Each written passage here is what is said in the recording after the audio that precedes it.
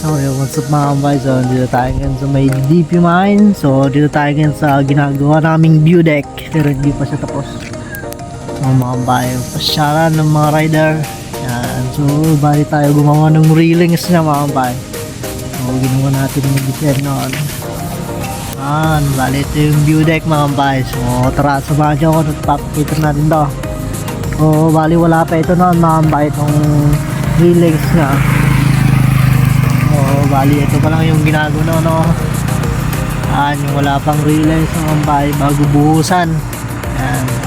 Tapos sinabay na namin in-install yung relays. Along the highway lang siya mga kambay no. Dali lang mahanap to. Akyat mo lang. May DDP van ay may papunta dito sa ospital. Yan ay madadaanan mo tong view deck mga kambay.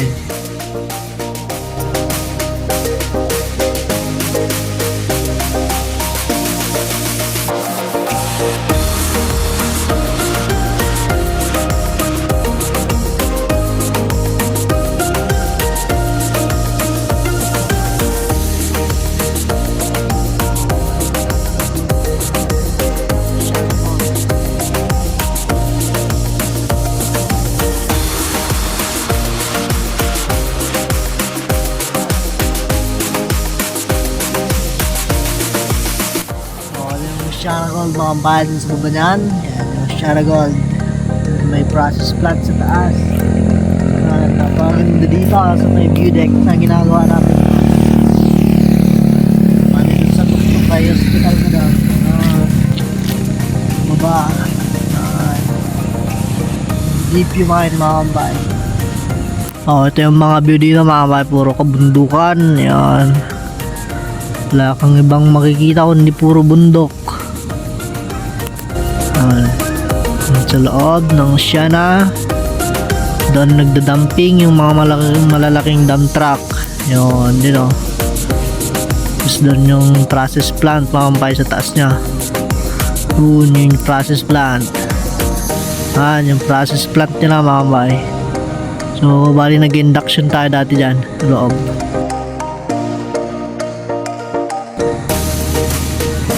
So dami kang matatanaw at dito ay puro bundok kung makikita mo mga kambay.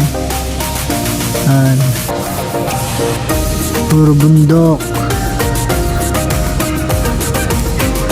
Ito naman tayo nakatira mga kambay.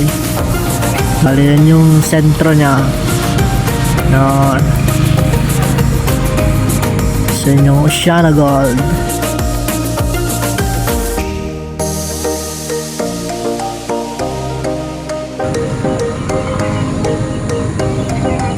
Mamamayan yung loob ng Oceana at dito yung ginawa naming view deck, pero hindi pa tapos.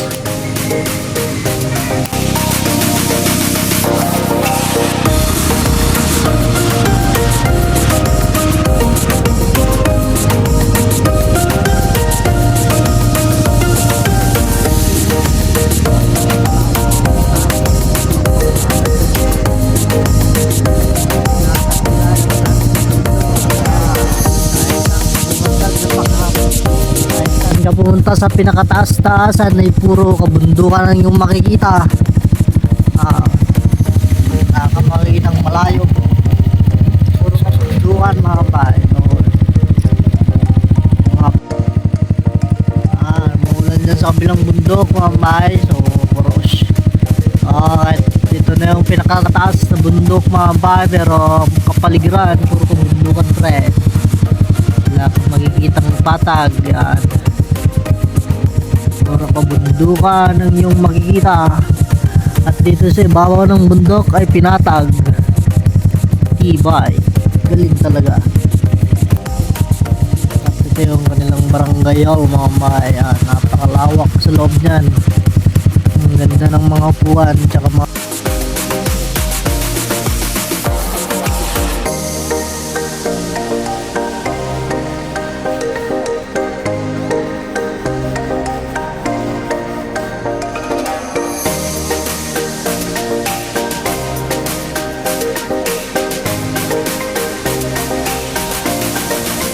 corp. Kaya yung high school nila mga kabayan, yung eskwelahan nila.